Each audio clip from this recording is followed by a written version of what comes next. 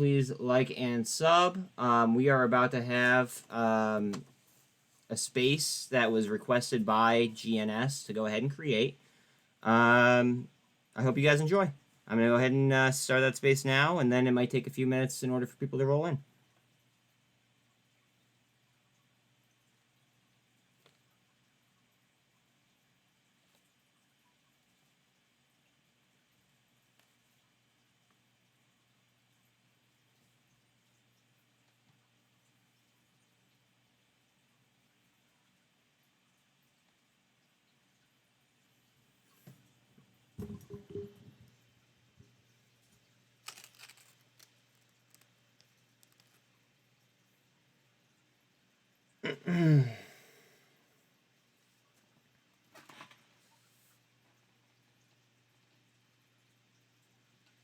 Bear with me here as I start to add people.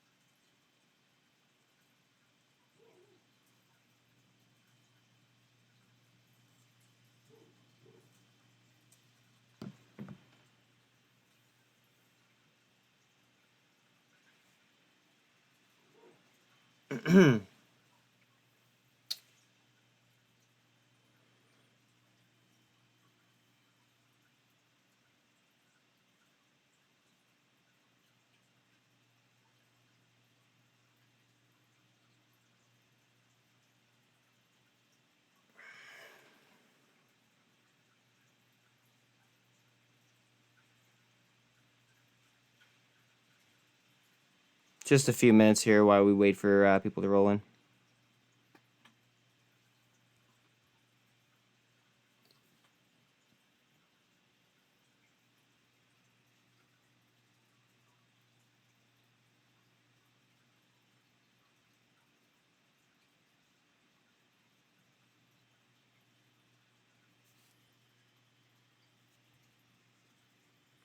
Please go ahead and retweet the space as well if you guys don't mind. I'd love to get as many people in here for GNS to, you know, I guess inform us of other things if possible.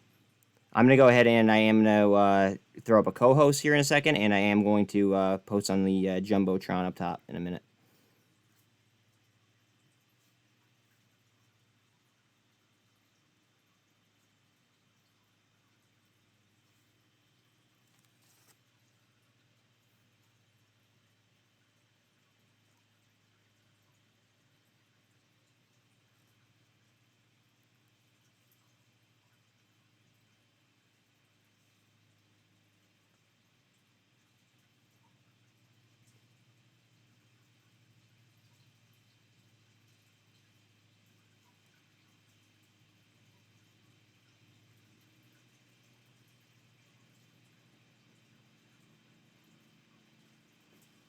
Barkin, give me 1 second. I sent you a co-host. Let's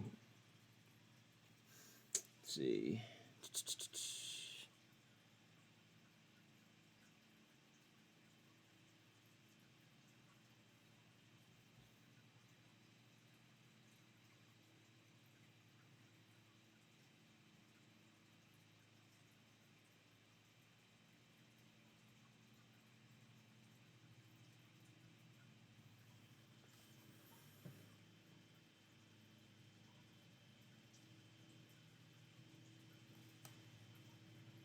It seems as if he is disconnected. I am amped up right now. That call was awesome. Absolutely awesome. I can't wait to discuss it with GNS when they get in here. Let me go ahead and let me try to get Barking back up.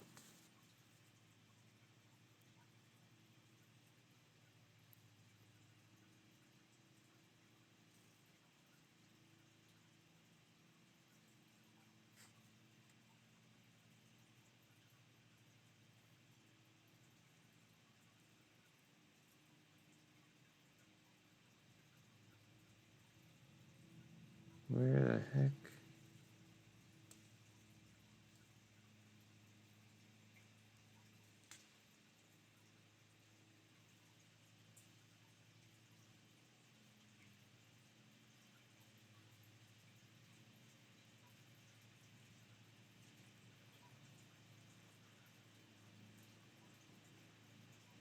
Whoa, whoa, why is my Twitter crashing? This is odd.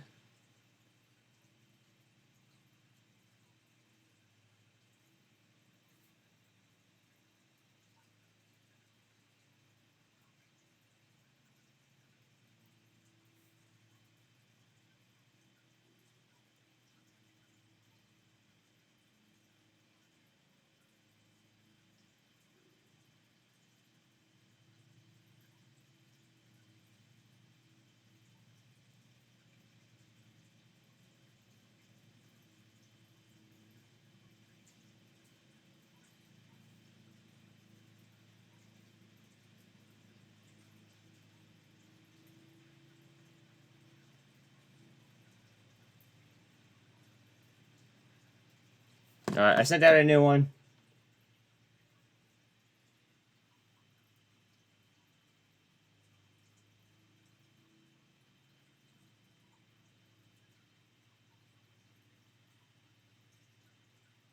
Sent out a new one. Don't worry.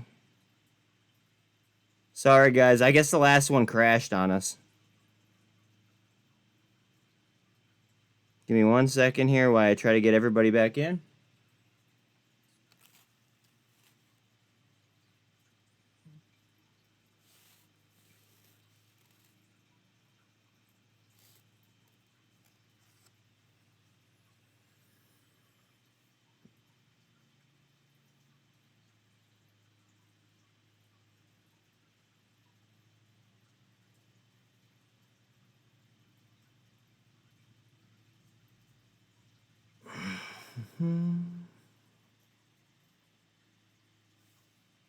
How are we doing today, Anton?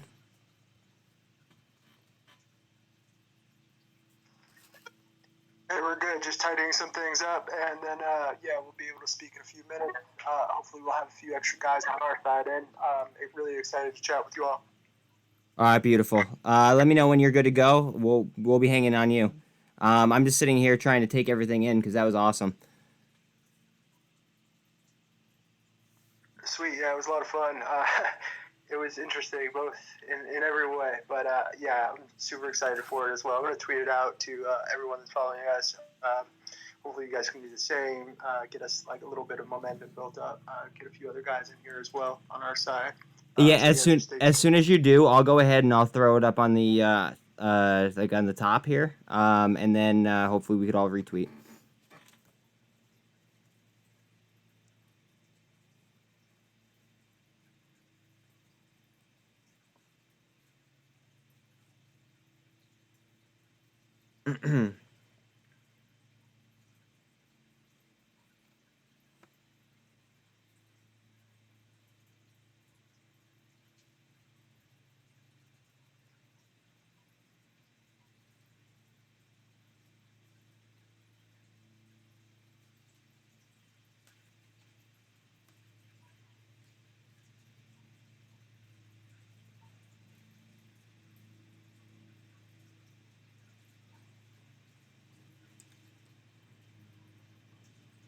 All right, I just threw that up top. If you guys could go ahead and retweet that, that'd be dope.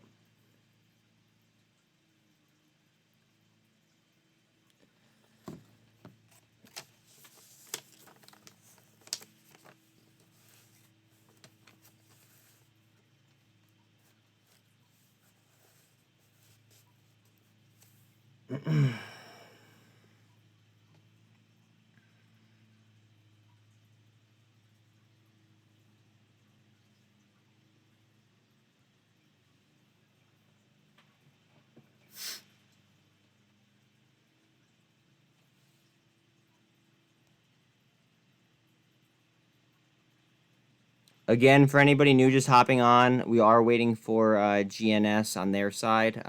They are going to have a couple staff members hop in, so just waiting on them. Patience pays, right?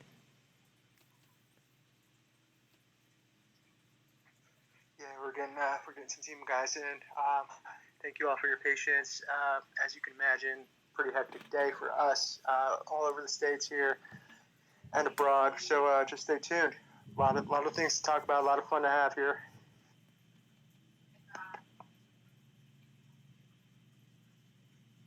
Man, I just really want a genie. I already applied for the beta.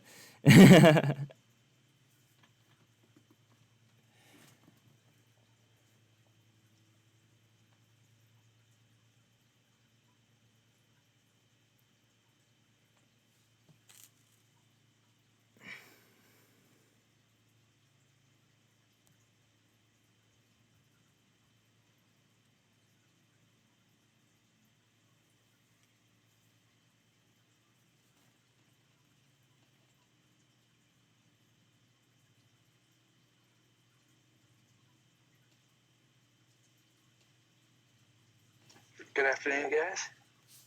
Good afternoon, my friend. How are you? Doing all right.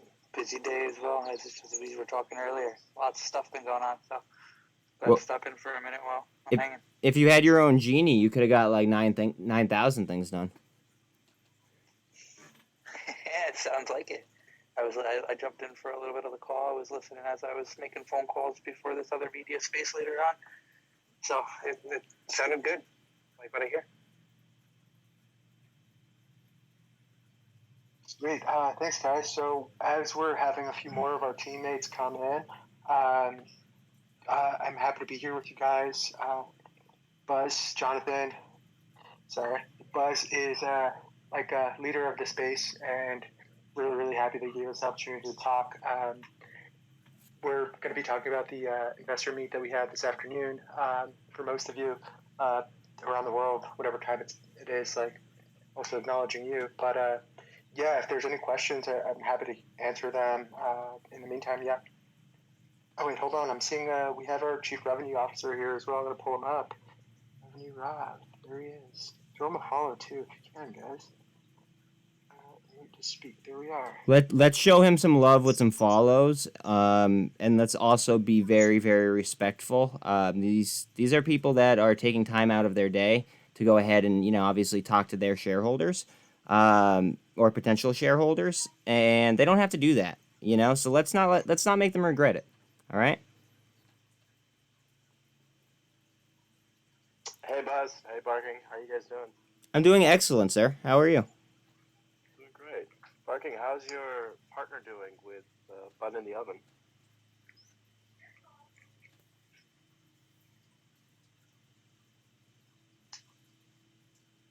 I know what sex the baby is, but I don't. I'm gonna leave that for him to go ahead and him to drop the bomb. Oh, that's great. You found out.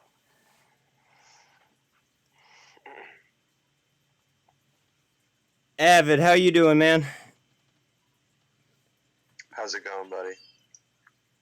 Going How's great, everyone man. doing today? How'd you like the call? I just hopped on about 2 minutes ago. It was honestly silent when I came in, but I'm happy to be here. I want to learn a little bit more about the company. I need to sit down and do more research. I know that buddy of mine, Mr. Ham, helped Roger a lot in the process of going about it from 29 cents all the way up to the top, and it's definitely been a process. Just need to do a little more research on the company. It's why I want to listen, just get a little bit more information for my followers. Usually anything I posted on GNS or Genius was just strictly technicals as we followed it on the run up. But yeah, I mean, I know it's definitely a legitimate business, and there's been some issues on the other end of the trade that were trying to be resolved. So yeah, I mean, I'm definitely more a listener today, if anything, and definitely trying to gain a little bit more knowledge. Awesome. Well, knowledge sharing is definitely something that sounds like it's up Genius's alley. I just want to go ahead and I want to say that he presented it. He presented himself and the company very well. As far as shares go, I am currently not a shareholder of GNS myself. I bought it at 59 cents. I wrote it to $7.34, maybe it was. I got out. I felt like the chart was heavy. And then, I may have taken a stab at it here or there, but with like a really tight stop loss on it.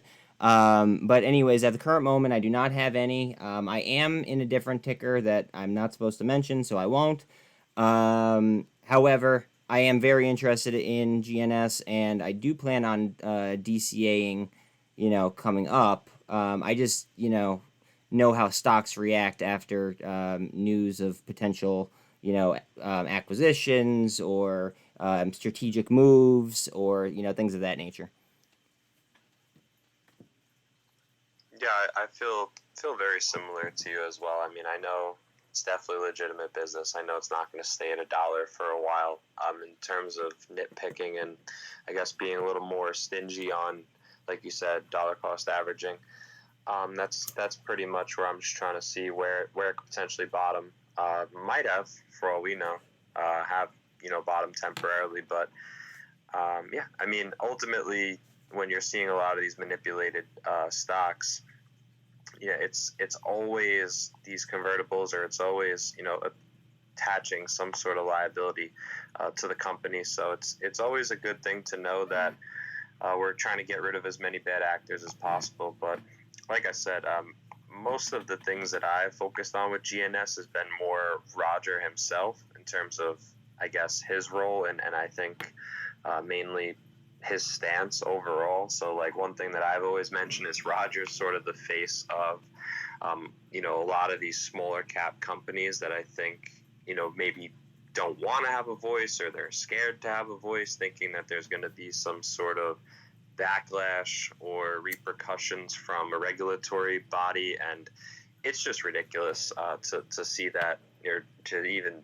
make that stance that we have to be in an executive position, we have to be scared, or we have to be timid. And no, you should want to take a stance, because I think the main thing is looking at the opposite end of the trade, or the short selling side of it.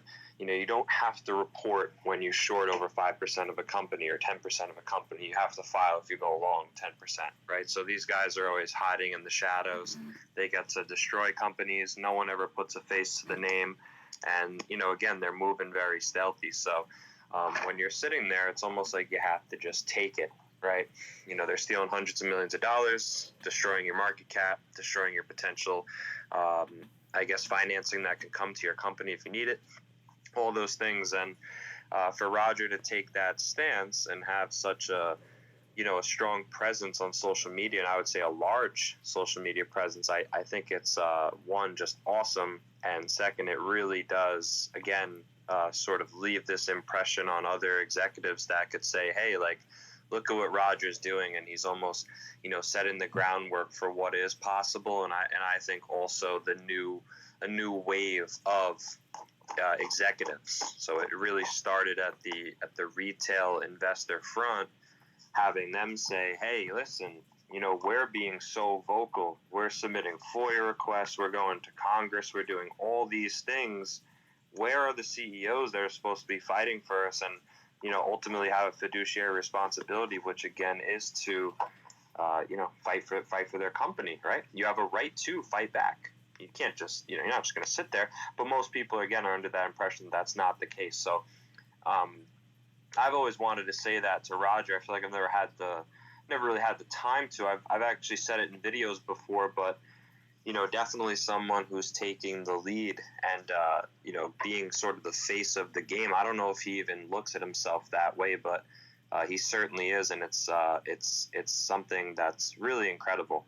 It's absolutely commendable. I do want to go ahead and I do want to address. This is also on my YouTube. I do have a YouTube chat that is asking me how can I be hyping up GNS and excited about them if I don't have a position. To answer that question, I made my money on them. I still like them as a company, and I trade based off of a technical outlook. So if the chart looks right to me, that's when I'm going to enter. And right now, I'm getting to levels that I don't know seem a lot more interesting than like maybe like a week ago, 2 weeks ago. So that's that's what I have to say to answer your question, Rebecca. It looks like we dropped a co-host too by accident. Twitter Spaces, man. Spaces has been having a lot of issues lately, but I sort of agree with you on that aspect to where, you know, sometimes I'll just be honest, I miss out on a trade for being a little too stingy. Like if it doesn't hit my price and it goes, well, okay, whatever, it's fine. But I think, you know, Genius Group or GNS, even without me having an extensive knowledge in terms of the fundamentals and the cap structure and just, you know, digging into the filings and see where they took money from, who was the parties, all those things.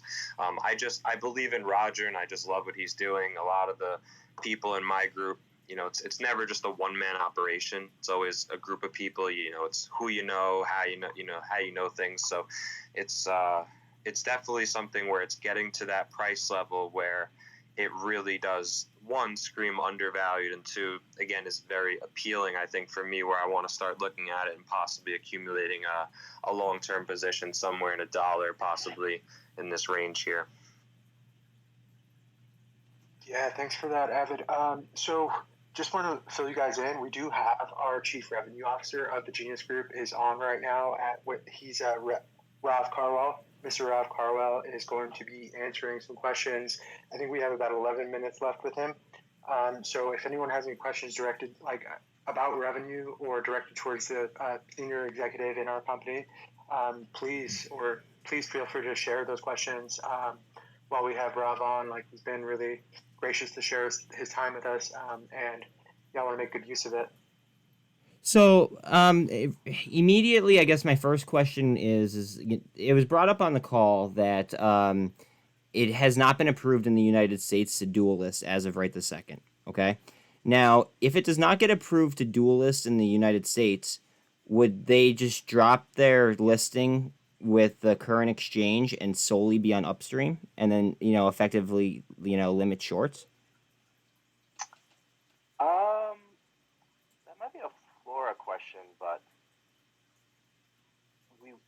you mean drop out of the New York Stock Exchange? Well, if they don't approve the dual uplisting, I don't see what the other option would be. I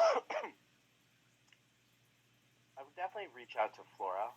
She's our investor relations. She can give you the correct compliant answer. I totally understand not wanting to, be wrong with that one. Avid, I see your hand up. What's up, man? I just wanted to quickly ask, it's more of like a newbie question, I guess. If you could just give a quick breakdown of the cap structure and what you did in revenues last year, what you have projected for revenues and earnings for this year, if you could. Sure. So we put out our filings. I would definitely look through that because I don't want to misquote it because I don't have it in front of me. And obviously being a public company, if I give you a wrong number here, I'd rather you go through that. Let's just say roughly for now, and we're growing. Hold it any specific. We grew double-digit percentage. We made some key strategic acquisitions in this space. We've slated to continue to have a really great trajectory and growth, not only just revenue, but also in our acquisition strategy.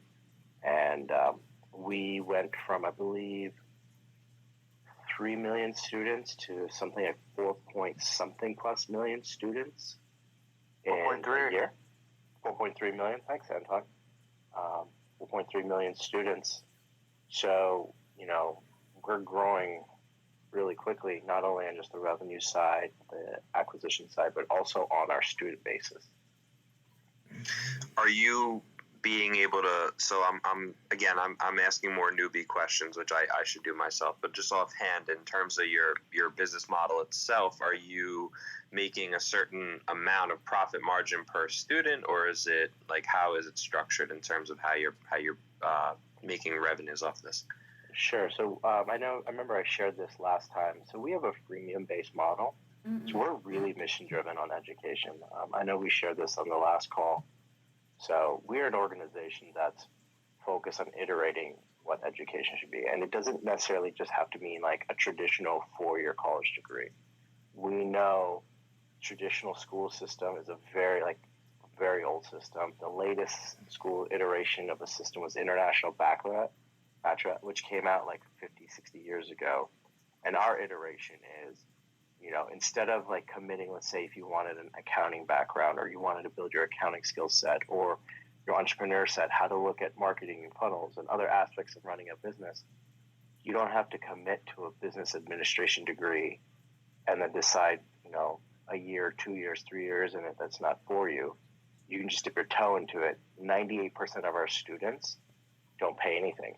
We provide free education, free invitation to courses, summits, Genius certificates. We have a university that's accredited that has certificates, and it's really about 2% of our students pay. So it's a freemium-based model. We're mission-driven. We believe in really building the next iteration of education to change people's lives. So then, how do you? Again, this is all. I just want to keep saying. I know it's newbie questions. So how do you make money then? We, of the 2% that do pay, we are, we make obviously we generate millions in revenue from that, because as people come into the ecosystem, they very quickly learn. Like, for example, they have 2 to 3 free, 4, 5 interactions depending on events. We've learned that as people come into our ecosystem, they get value on exactly what they particularly need. We have numerous cases where people are like, listen, I want to get into real estate. I looked at YouTube. I followed a bunch of people on social media, and they were able to get me to a little bit further. But then I got to spend, $1,000 on a course, and I didn't get a lot. So they joined our ecosystem. For example, we call it Property Investor Network. People come in, and it's very, very free share. It's like a whole network of individuals. We're expanding through Europe and Asia. And then we're looking at expanding, like there's lessons that can be taught here in the United States. And folks are meeting other people in the space. And we built the culture to not just help educate, but our culture, and I shared this in the last one, internally and our student base, is you get in flow by putting others in flow. So people are able to consume numerous pieces of free content, either live, virtual, pre-recorded, enter into a network that they want to focus on, and then really quickly they realize, wow, I really want to continue this, and I have this focus course that's $500, $600, and then there's courses we have that are $32,000 that we make a really easy bid on. But we also encourage you not to jump into the deep end right away. We want you to take all the free courses. We want you to understand exactly what you want to do, and obviously, as Roger talked about, our personalized AI journey with GPT, it's going to help you, coach you to take the next course and not jump to the $32,000 course, but maybe take 5 free programs, take a $1 summit, take a $47, personality profile genius assessment, a challenge, and then you quickly rank up to that if you want to go when you're ready. So of that 2%, we have people that also go through the whole become partners, pay $50,000 a year, and they start building their education business on that. So we're not only just student-based, but we also have a platform where educators join our platform, and then they provide their education and they build their education business off our platform. So all that ends up being, obviously our revenue target. Appreciate that. Thank you. That's awesome. I know that your time is very precious, so let's try to be quick. Huck, you are first, Swing, and then DIY. Let's try to be quick though for Mr. Rav here. Hey, thank you, Buzz. Mine's a super fast question. I'm sure you've probably already even answered it. I just wasn't in here before. The digital coupons. Can you redeem those for applying? So let's say I wanted to take one. I didn't get into the full program. Can I use my digital coupons to offset the cost of enrolling into a class or a course? Absolutely. So just to give a little history to some of the people here, we saw obviously our stock being naked shorted, and in the assessment of counting our stock that is out there, and on top of that, we've had such a loyal owner base and student base and customer base, we provided NFT coupons for if you log into Upstream and then you were able to register, you share that you own the shares. Those NFT coupons are redeemable for courses, for traditional vocational certs, degrees. We own numerous cafes and resorts that we have education events. They're redeemable there too. That's awesome. Swing, you're up. Thank you. I got a lot of questions, and sorry, coming in hot here. So I listened to the entire thing with Roger live stream on YouTube. Number one, as far as I'm concerned, this was like the perfect scenario. Okay, you get the share intel through Entrepreneur Resorts. You get the digital NFT coupon. You get the dual listing on Upstream and on the NASDAQ. You have share intel that is going to take place. And obviously, when they said, given today's date, and then when Roger mentioned May 16th, the price shot from like, I don't even remember, like $1.35 to like $1.68, and then they instantly attacked it and dropped it right back down. You couldn't have asked for a more perfect scenario when you're trying to fight this naked shorting. It just, basically they have a month, and I hope it slaps them in the face. But can you or anybody talk a little bit more about Entrepreneur Resorts, how many resorts there are, where they're located at? Because I'm very interested. I'm about to get married, so I want to. Yeah. Oh, congratulations, first of all, on marriage. That's amazing. Thank you. So we have resorts in Bali, Indonesia. It's incredible. I mean, there's something special to be said about just the energy in Bali as what it is. And then on top of that, the way we've built, it was actually designed with feng shui. There's a long history in the area. It's an incredible resort. Anton has a lot of videos of the history of the resort. And then we also hold Education Summit. We call something Wealth Dynamic Masters, Investors Masters. We hold it sometimes in Bali. We also have two reserve wildlife reserves in South Africa that, I mean, it's mind-blowing. Like, just the energy there. It's like a private lagoon. You'll see lions drinking water next to zebras. But we host a lot of our education events there. In addition to that, we've done events in, Cambodia, Dubai, all over the world, but our primary resorts are in Indonesia, South Africa. That's where our resorts are.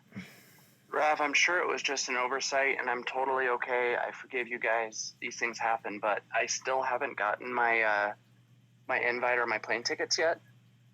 Anyway, we can work this out on the side. I'll just shoot you a DM, and I'm sure you'll get it corrected. Good luck. So I may have not done my due diligence on this one. Are we cash flow positive on Entrepreneur Resorts yet? And then again, I do want to go back to Swing and then DIY. Sure. I do need to shake pretty quickly here. I'm supposed to drop off. At 1:30. So look at the financial report. You'll be able to get all that information. And then Roger's also broken out some of that stuff in past recordings. So take a look at that because I don't want you guys to misquote me. And real quick, and I know you got to drop off, but when Entrepreneur Resorts become, like, when all of this transpires, as a holder of GNS, do you get a 1-for-1 share of Entrepreneur Resorts? Is there something else we need to do? I mean, I didn't fully understand what Roger was talking about. I watched the entire thing. I couldn't rewind it because it was live streaming, but. Sure. I know there'll be a recording be put up, and then also Flora Hewitt, Anton has shared her email. She's our live investor relations, and she's incredible. She's very responsive. She can give you the detailed answers. So if you have any questions like that, Anton can throw her email out there, and she's incredible, and she can answer that in detail. So if you do miss anything, the recording will be there, and she'll be the right person to answer that. Man, I appreciate it so much. Thank you so much. My pleasure. Super quick before he gets off, DIY and then Avid, and then I think that's all we're gonna have for Mr. Rav here before he has to jump. Hello. So, this is my question. So, I heard on the call it was accredited. So I want to know where you guys are accredited. Number two is this kind of like an Andrew Tate type of model where you have like affiliate links to where if you could get people signed up, you get like extra money because that would bring in like extra revenue. And then because they had like that whole Hustlers University kind of thing, not saying that's anywhere shape what you guys are doing, but if you wanted to bring in people, you know, by word of mouth, this is a way you could do it. And then another thing is there anything that you can talk about before the announcement for purchase offer to Trika that happened beforehand? I'm gonna interrupt you. We already talked with GNS. We are not allowed to go ahead and discuss other tickers. So I do apologize about that. Sure, but I can answer a couple of your questions, DIY. So you had a few questions. The first one, our accreditation. So the university that we acquired is WASC accredited. It's the same as like USC, university like Southern California. A lot of the universities that have accreditation. There's regional accreditation. There's like an Eastern version. There's different but it's WASC accredited. So it's a strong accreditation. We're really proud of it. UAV is really proud of it. In addition to that, your question was like kind of our model is like Andrew Tate. No, I don't. I'm not familiar. I know who Andrew Tate is. I don't know his full model on what you mentioned as Hustlers University. Our model is we have people that enter obviously into our ecosystem through a lot of the free content we provide. And then a lot of the people that, I know I shared this in the last call, who have come through our education entrepreneur program, some of these folks have scaled their companies. Like we have people that come in that are pre-revenue. We have people that come in that are 10 million in revenue. We have mentors that have been with the ecosystem for multiple years that have taken their company public, right? So they came back as mentors. And then we have other people who have been through the system, loved it, and then they become partners. Like we call them genius igniters, where they will actually host events to, just like I talked about the real estate investment network PIN, they will host like these events to like, hey, this is how it changed my business. Let me share it with you guys. And here's a bunch of free courses and resources. They become partners. They share our content. There is an affiliate model to get that, but it's really just support, bring a version of education that's personalized to people trying to do what they're trying to do. We also focus on crypto investing, stock market investing. Some of the team members, some of the people here might be a little bit more advanced for that because you've done your own journey. But people entering the space who want to get a little bit more, meet other people in the network like this, then we have those resources as well. That's awesome, Rav. I appreciate. I'm sure that was a great answer for his question. I know that you're in a hurry, so I'm gonna give it to Avid, and then that's gonna be the last question for you, sir. Appreciate it. Yeah, so I was taking a look. Someone sent me an article dating back to the 29th. It was when you settled with Arrington Capital, ArYton Capital. I just wanted to get an understanding of the outcome of that. I know it said that they should have received 49 million shares for an 18 million loan. That was settled. And I just wanted to really, specify about the dilution and then also that party coming back in. So again, I just want to make sure I read that correctly, that they were sued, you settled, and then they were reinvesting between 3 to 6 into the company. I just want to know why you would do that, or if I'm asking the right person, why that would be the case if you're trying to essentially get a party like that out of the company to have them dilute more. Sure. If you could answer that. Were you able to watch the recording of it? I did not. I was not able no problem. Yeah. No problem. Take a look at it. Watch the recording. It'll get posted. Roger talks about it in detail. Obviously, because there's legal involved, we can't discuss all the details. But it was a positive outcome. the details were shared in that recording. So, I think we're excited about it, and I would definitely watch that. And if there are a list of questions, obviously, document them, and Anton give you our investor relations person.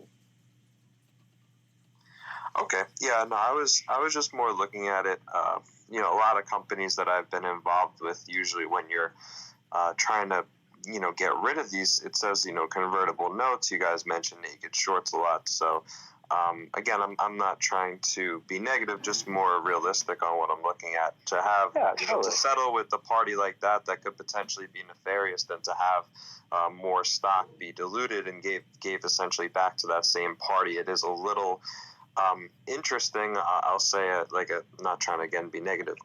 Do you think that the overall dilution has had an impact on the share price at all? I don't know if I can answer that, to be honest with you. Okay. Yeah. All right. But again, Anton can post Flora's contact, and she's great on it. And I do watch the recordings. I know a lot of people here have watched Roger. He's done a really great job. He's really being an advocate for so many CEOs. He's getting pinged by other CEOs, hey, we're getting naked short sales, we're getting this. He shared a playbook. He's making introduction to attorneys that we're utilizing and working with. So it's a really unique time, especially with all this going on in the market. So it really does hurt investors all over the world. But I'm really honored to be working with Roger and him being this advocate. Thank you guys so much. Have a great day. Thanks, Buzz. Hey, thank you guys all. Thank you for your time. Anton, are you going to stick around with us? I'm going to stick around for a little bit, yeah. Beautiful. I think that a lot of us want to know about Entrepreneur Resorts. Swing, I see your hand went right up. Go ahead, Swing. So Antoine, thank you, and Rob, if he's already dipped out, which it looks like he has. How many shares of the company are they releasing in the initial offering? Okay, so I have news from our investor relations team, Flora, who is actually quite brilliant. She's our VP of Investor Relations. Those of you who were on the call may have seen her towards the end on the investors call. So Flora I sent her an email, and she just got back to me saying that that Entrepreneurs Resorts shares are pro rata. Do you guys know what that is? Yes. Okay, so it's pro rata, so it's not 1-to-1, and it's in the EGM notice that you can find on the filing on the 12th, is what she told me. I'm not sure where to find that, but I can get you guys a link ASAP. But that's where I was to find it. But yeah, they're pro rata, and it's not 1-to-1 on EGM. But still, you're getting shares of another company for free. And so I had sent you a DM just a little while ago. Could you provide her email address if you don't care, so I can actually reach out to her? I've got a ton of questions, and I'm not going to clog up the face with semantics. No, you can ask me as many questions as you want. I'm happy to answer as many of these as possible. And yeah, I'm happy to answer as many as possible. And I have that document as well, the Form 6K that I can share. Also, is it on the SEC website, the 6K under GNS? It's ir.geniusgroup.net, and you can email investor@geniusgroup.net to be in touch with Flora. That's again investor investor @geniusgroup.net to be in touch with Flora, our VP of Investor Relations. So as for whether it being on the SEC or here, I know that it's on ir.geniusgroup.net there, but I'm not sure where else you can find it as of now. But again, if you send Flora an email or hang on here, I can send you a copy of this. It's public information. Again, guys, only sharing public information, of course, as always. And yeah, any other questions, please? If you have any other, Swing, please feel free. Yeah, or anyone else. I do. I'm seriously elated. This was a good day. Secondly, is there a website that shows the resorts, whether it's in South Africa or Bali or where you had mentioned in? Yeah, that's a great question. So what Rob was talking about was like the actual resorts where like you can go like rent out a villa or like a place to stay in South Africa and in Bali. The villas in Bali, I mean, it's spread out across the internet pretty much, but the villa in Bali you can see via Genius Group Ltd. Same as Twitter, same as here on Instagram. You can see a lot of footage there. It's kind of like a nudge to push some more of that content there, which I'm happy that you guys gave. Yeah, I have a lot of that footage because like I had the time of my life there. It was like the absolute transformative experience for me and like something that really like kind of changed my life.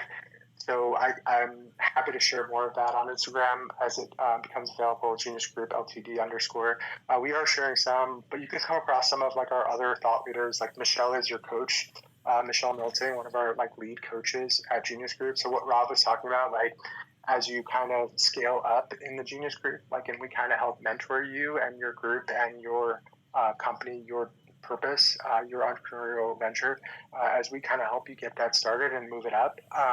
We help you out along the way. And like Michelle Knowlting, Michelle is your coach on Instagram and Twitter. She's been helping me. Like I have serious like confidence issues with like speaking in a public forum like this. It's in my Genius profile that like I'm more of a supporter than a star. So you have a little bit more of one side or the other in that, right? And like I've found success in my career becoming a supporter by like supporting people like Roger and finding a champion like that to like is really mission oriented to like get behind and like a movement that's real.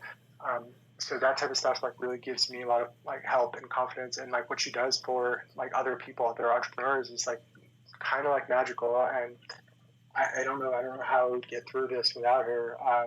She told me that there's a new moon coming on March 29th, and part of the uneasiness I feel is due to the uneasy airs or something like that. I don't remember what it was exactly. My wife would know better, but it was really helpful in like kind of like freeing me and liberating me to continue with my genius and not really get caught up or bogged down in things that I don't know or don't understand or the sensation of the moment. Yeah, so she's been a really, really incredible resource for me to have. And in scaling up your business, your venture, you get access to some of these coaches. Like that's kind of why we succeed, because we make sure that if you're partnering with us, that like we've done our DD and make sure that like you are like you've built a steady business, right? Roger always talks about that. We've done our DD, like you have a steady business, and then like we're gonna take our M&A strategy, our mergers and acquisitions seriously. We like don't really take losses. We don't like losses.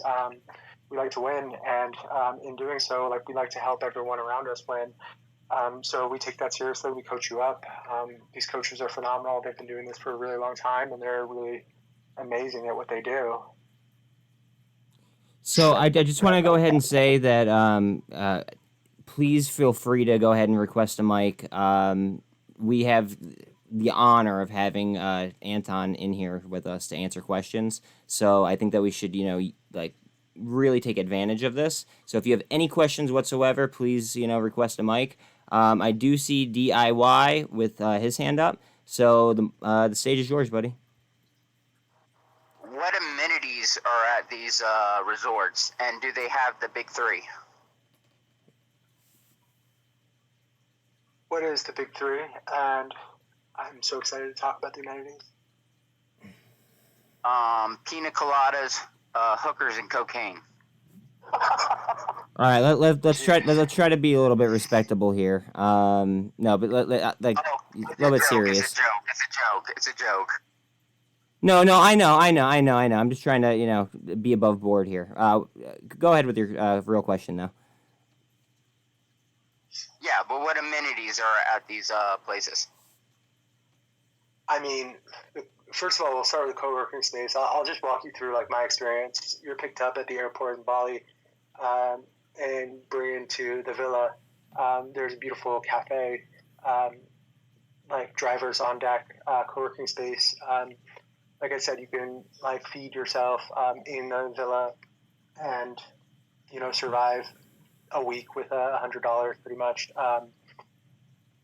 And so you walk through, there's like an awesome cafe. I said that 3 times now. And you walk through the cafe and you're on the other side of the walls, and all of a sudden you see like this river that like kind of, Roger just explains like that there are like 59 stones in the river, and each of them has like this significant meaning. As it relates to the part of life that you're in, as it relates to the color of light that comes into the villa. So like each specific space is like handcrafted and intentional. It's also underneath Orion's belt, so you can know where you're going, like by looking in the sky. If you're in Bali, just like walking around like I was. So you look into the sky and you follow Orion's belt. You follow the Big Dipper to Orion's belt, and you can get there. So like that was done on purpose as well. Then there are like statues, and there's like ballet. I don't really know how to say it. I'm not sure if he says Bali or ballet because of his accent, but there are these like outdoor kind of like meeting spaces / like there's a moat around it, and there's a lot of lily pads, and then there's like a space for massages as well in the back, or like it's just glorious over there as well. And then there are a bunch of villas. I don't know how many exactly, but there are a bunch of villas, and they each have like a shower and whatnot, a huge bed, and there's a really big pool and a jacuzzi, I think, too. I'm trying to think of the other ones. There's a library which has like a really cool like give one take one type of rule. So like you can share something. Like I was kind of hesitant to share my favorite book, honestly, but had I known what I know now, I would have left my favorite book and maybe picked up a different one. But there's like a really cool like old library. I did yoga there as well, like at like sunrise, because the sun rises on the place. Like I forget what it was, but like certain degrees, and it rises into, you can see the sunrise and the sunset from the room every day, which was also intentional. But like I was saying on the last call, like every single thing about this place is completely thought out. Like everything that Roger does, it's completely thought out, like all the way down to like the blades of grass being in unison. So like everything that he does and everything that place is and everything that it stands for is completely thought out. Like you're never going to, like, I'm, a U.S. citizen. I grew up in New York. Now I live in LA. Being in Bali, like away in this remote place, like first of all, the Wi-Fi is terrible in Bali, but at the villa, it's like unstoppable, right? Like at Vision Villa, it's completely unstoppable. So one of the things that, like, if you're a digital nomad and looking for a place to go, this place like is unstoppable Wi-Fi, which is kind of something that we take for granted in these big cities. But like also, it's a different vibe, man. Like it's a different speed versus New York and LA. Like even LA was like really set back after spending my whole life in New York. But this is like a completely different speed where you have to slow down in order to speed up, and that's what Roger's about. It's about like speeding up and like kind of understanding yourself and understanding the spirit in which you take on your life. So the entrepreneurial spirit is a real thing. News to me as well. Yes, I know. But it's kind of like an East meets West. Like, oh wow, like I live in a dog eat dog world, right? Well, like in Bali, that's not that. It's crazy, like what you can accomplish when you're not living in that type of like pressure, and when you're like put in a position to really thrive, and when the people around you are just putting you into that flow and putting you in a place where you can achieve and grow. It's really, really like the people that you're around is an asset, I think, and like those people like sat. Other people that are staying there, like it's all the same, it's all the same vibe. It's all like people that are trying to look out for you and the best interest of the collective. It's pretty amazing. For South Africa, I haven't been, so we can all collectively go ahead and talk about that when I go. But yeah, I'm looking for plane tickets too. Tell Rob. Dylan, I see your hand up. Go ahead. Is my mic working? Can you guys hear me? I got you. Okay. Hey, are there any plans on making a mobile app?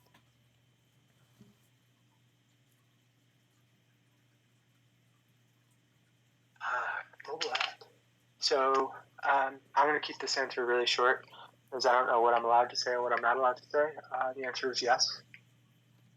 Okay. Fair enough. As far as branding and like new customer acquisition, like, where's most of your marketing efforts towards, like, the what social platforms, if any, and then like what's the demographics that you're looking to target? Oh, that's a great question.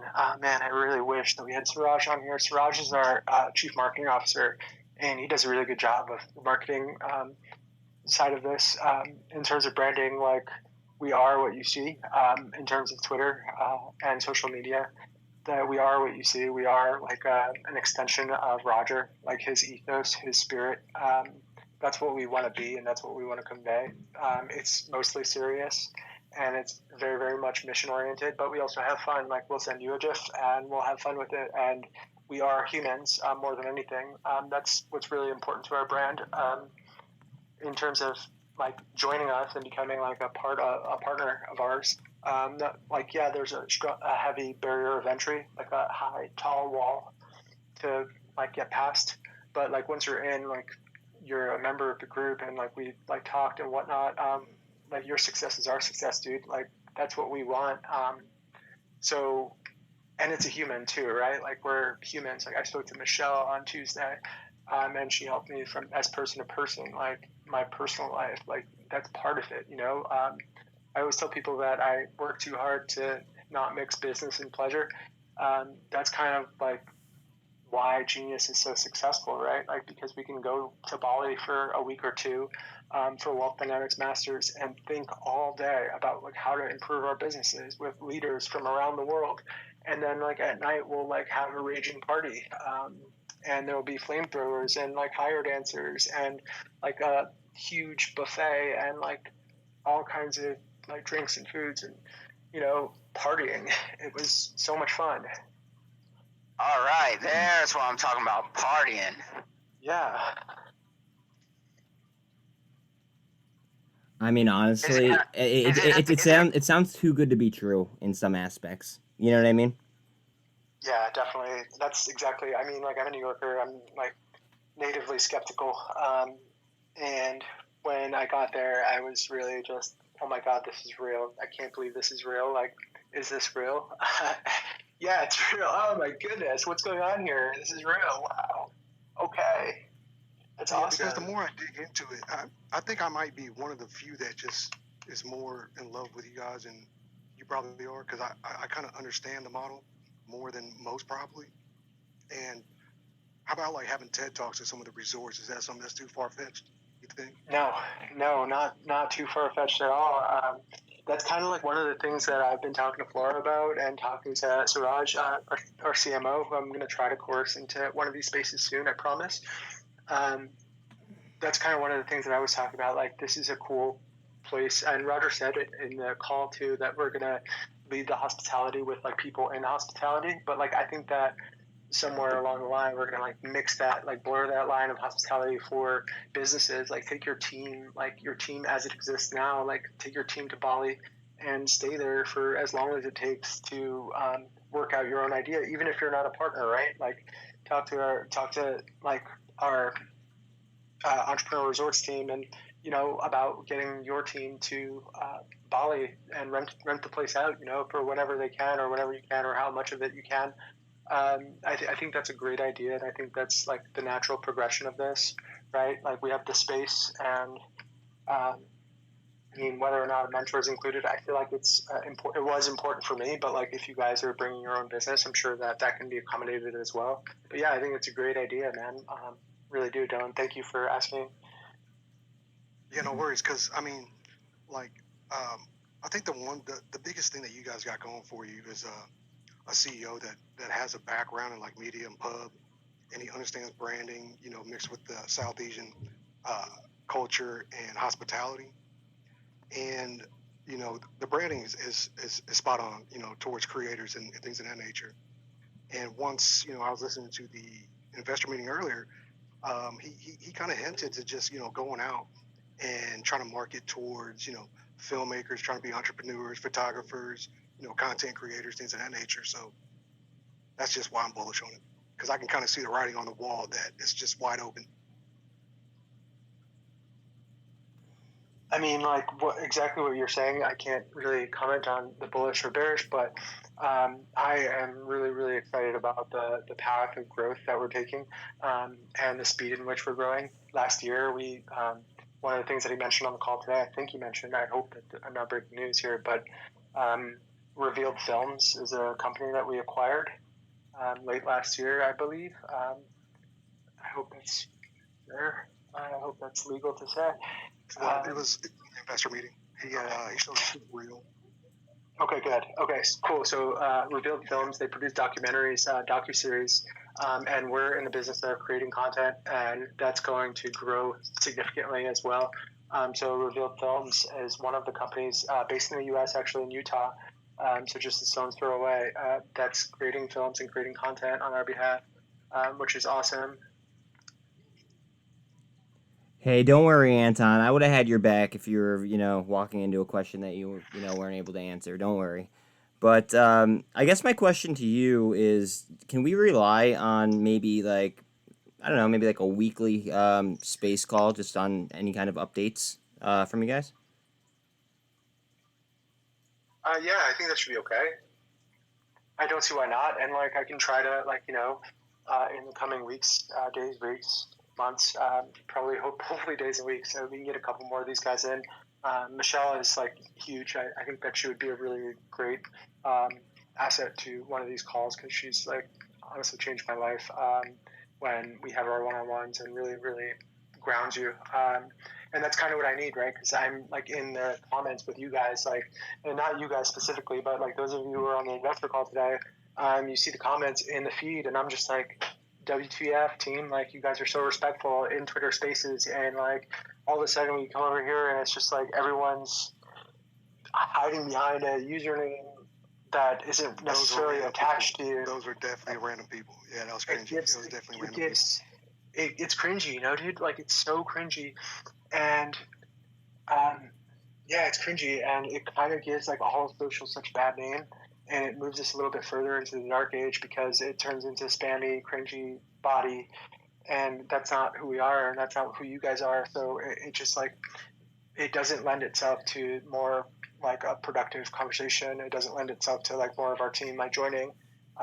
It kind of just isolates both sides, and what I want to do is really get everyone together on the same side, so that they can see what Twitter Spaces or Twitter itself is a productive space. But frankly, I have to dig through some of the negative comments, or why didn't you say this, or why didn't you say that, a million times a day, and it gets tiring, of course. But at the same time, I know it's my job as well to hey guys, this is what we are, this is who we are, this is what we're doing. If it's not exciting enough for you, then I guess it's not, and we have to part ways. But here's who we are and what we do. And if you care to join, please do. If not, I guess we'll be fine without you for sure. Yeah, I definitely embody that. There's waste, so don't worry about it. Yeah, so I definitely embody that. One question for you, because you did say that one space per week should be fine. Do weekdays or weekends work best for you? Definitely weekdays, because I everyone takes their weekends really seriously. We work so hard during the week that I kind of have to, especially with social, take the weekends really seriously and really take time to unplug and be with my family. So weekdays are definitely prioritized, and that's something that Roger also at his core respects and appreciates. He respects boundaries that are set by everyone on the team. He facilitates that. He promotes that. He wants everyone to be their happiest when they're a member of our team, when they're a partner of ours. It's really I don't want to say it's investing in a person, but it's you get what leadership gives you. I don't know how many of you are familiar with the NBA, but there are the Clippers, who are a basketball team in LA, and there are the Lakers that are a basketball team in LA. The difference is leadership. The difference is brand. The Lakers leadership promotes individuality, and it promotes everyone living their best life, and the Clippers kind of promote the Clippers and only the Clippers. We are the Lakers. We are the Lakers of LA. We're not the Clippers. And those of you who are here now, congratulations on being the early ones. You will all be proud of yourselves. Hopefully generationally is what I can say. but yeah, I think that like we're starting something here that's really real, really tangible, and that will change a lot of people's lives, and that has changed a lot of people's lives. So buckle up, it's going to be a fun ride. That sounds awesome. One last thing on the coordination aspect. Is there a specific day that works best for you or time? Yeah, let's see this time next week. Is that okay? Works with me, man. I just wanted to, get everything settled. That way I could, schedule her up when we're done here. Anyone else with questions want to come up, or anyone on the panel have questions?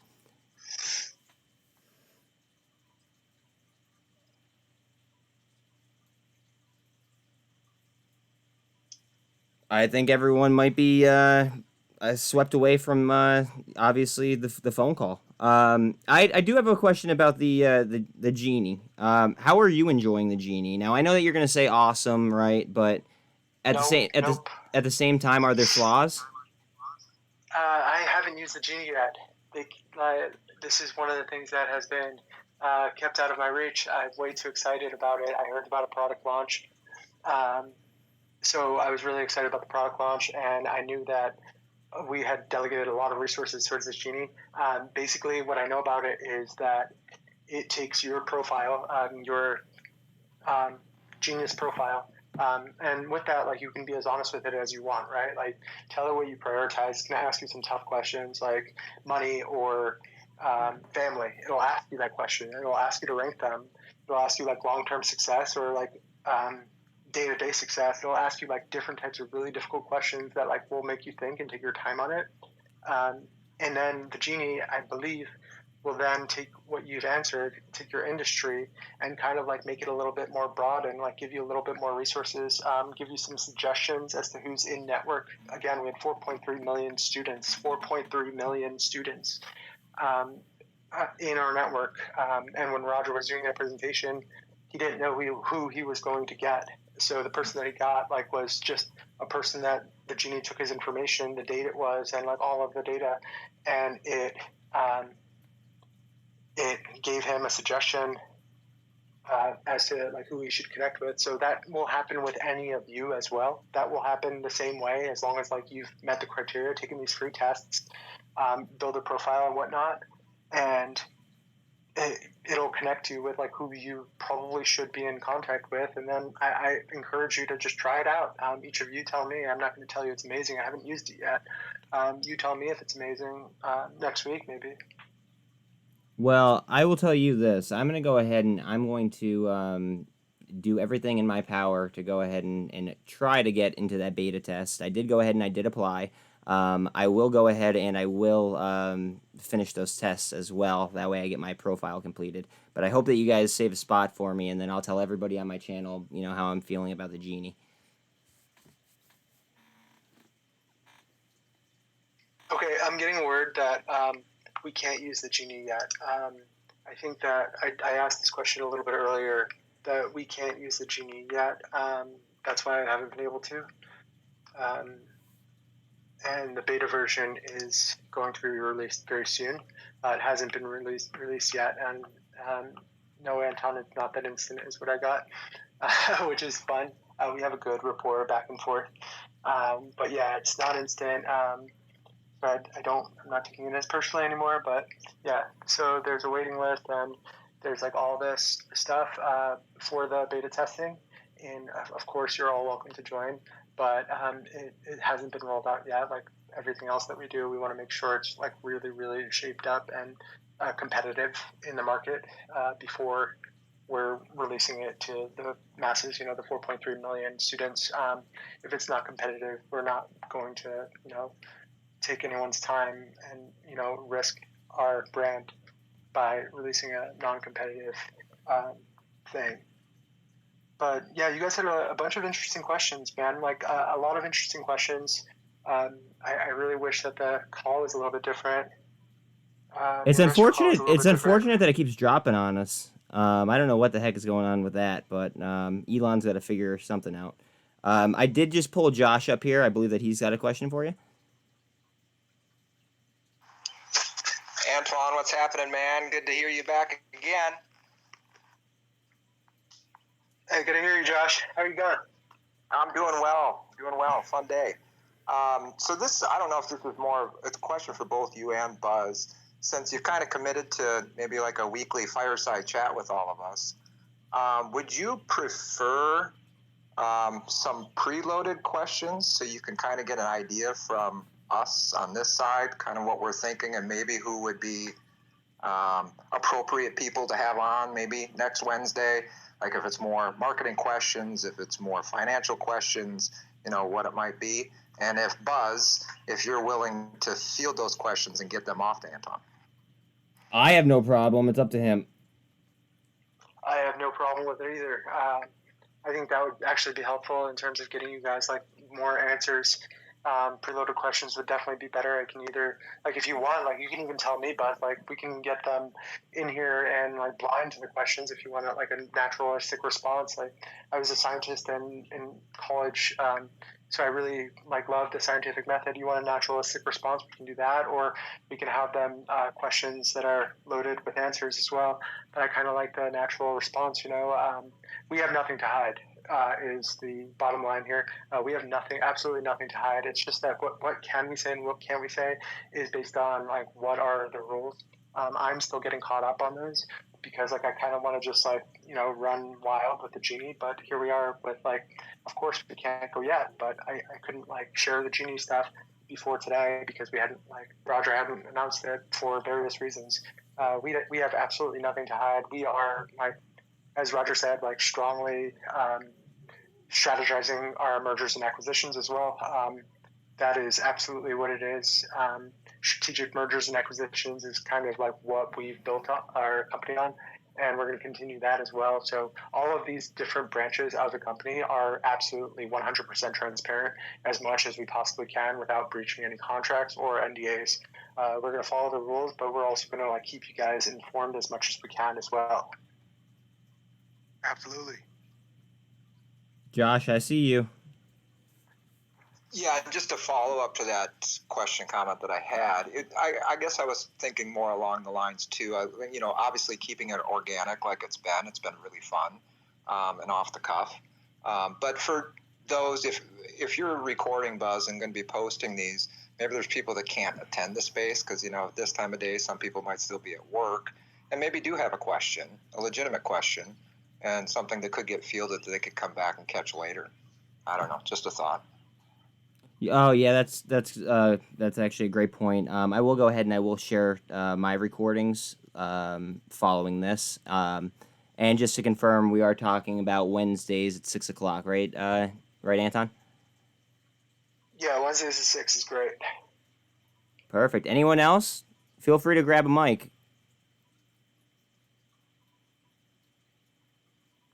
Hiker had a question. I'm not sure. Yeah, I'm not sure what happened there. But yeah, moving into next week and like what happened on the chat today, to the chat room today. Just really, guys, like social media is something that we all use as a resource. It's not perfect, of course, but we use it as a resource. And when the chat room turns into what it turned into today during the live stream call, it's really hard to convince my team to then like jump into a forum like this without like being worried that they're going to be, harassed or, bothered or badgered or like different types of comments that don't really pertain to us or make any sense to us or things that we can't talk about, right? Like, so these have been only professional and only like helpful for all of us. Like, we're all learning more about the products, about like who we are as an organization, who we are as people, right? Like, Spidey's having a boy. Newsflash, everyone. Sorry, I didn't mean to reveal that, but like, congrats to him. Like, we're really like, I'm happy for him as an individual. Like, we have a bunch of former like members of the military here, and like, I thank them for their service. Like, this is like more than just a company. That's kind of like our culture. Is more than a company. We are like a group of people that just really help one another achieve their best self in every way. Business, personal, emotional, physical, in every way. It's never a dull day, and it's never boring, and we never don't love it. We always love it. And I want these people that I have such great relationships with, that I work with. I want them to come over to social and see like that you guys like are respectful as well, and this is a community that can be trusted, that's going to provoke thought. And yeah, I appreciate those hard questions. It's just like when there's spam and bots, and it kind of gets ugly, and it dilutes like what we can do here as a group, you know. As long as I'm the Just let 'em host, know I that will YouTube promise you. Live was As long as I'm the host, I sponsored. will go ahead and I will promise you that we will go ahead and keep it respectful. Now, coming down the road, if there's any other tickers that are publicly announced, I'm assuming that at that point in time, then our agreement would change. But that would be after something would be made public, correct? And if. If and when, yes, that's correct. Okay, all right. And I spoke over Dylan there. I'm sorry. Go ahead, Dylan. Oh no, I was just just tell your team, because like I was the space calls have been really really helpful, because without them I probably would not have done a lot of analysis and dug into the company and get to know it. And I'm gonna kind of reach out there and say I'm speaking for the other retail, that maybe they don't intend, what brought them here wasn't what they get out of it. And these space calls, really help, because it's really me in. And just let your team know that YouTube it's kind of the wild wild west when it's on live like that. But within our control, just as Buzz says, we'll make every effort, because we understand, and we don't want to make you feel uncomfortable. If you can't say, you can't say it. No harm, no foul. We understand. Yeah, we I want appreciate that so this. much. We want this, and you keep saying that you're not good at public speaking, but man, you come up here and you kill it every single time. I appreciate that. Thanks, man. You're definitely not, but definitely not. But like, I'm also comparing myself to like a lot of like veterans in the game. Laura's been in this for a while, and she's really good. So when she's up there with Roger, I'm just like, wow, she's really amazing and keeps it up at all times. And she's always like on point. It's pretty crazy. She addresses those Roger. quick too. She does. And Roger is like the ultimate public speaker, right? Like he is the ultimate hero, the ultimate icon. Like I said, like Tiger Woods has had bad days. We know about those. We've forgiven Tiger for those. I don't know if Roger Hamilton has had many bad days. I'd love to ask him someday. But that dude is like, you get what you see. And he is just in every way a heroic leader. It's phenomenal what we can achieve as a group, and what he does to put us all in a position to succeed is just wild beyond my imagination. I could have never imagined being in a position that I'm in right now, and I'm so grateful for it. And with that grace, I continue to achieve more than I could. I continue to strive more than I have, challenge myself more than I have. So it's just like, you get put in a position to succeed, you get put in a position to lead, and you have to challenge yourself and you have to be better. Something that we talked about last week as well. Really, really, really great culture. And Roger from the top like leads this, supports us, and really embraces like that difference in each of us. It's pretty amazing. And that's a common ground, that if you've ever been in the military or something, a coordinated sport, like I miss having like 5 drill sergeants telling me what's wrong, and then also telling me how to fix it, and they genuinely just want to see you do better, Yeah, that's amazing. That's kind of like how it is. I can't imagine it being like the military, honestly, because like I think of the military and I'm like really terrified and like appreciative, of course, but terrified as well.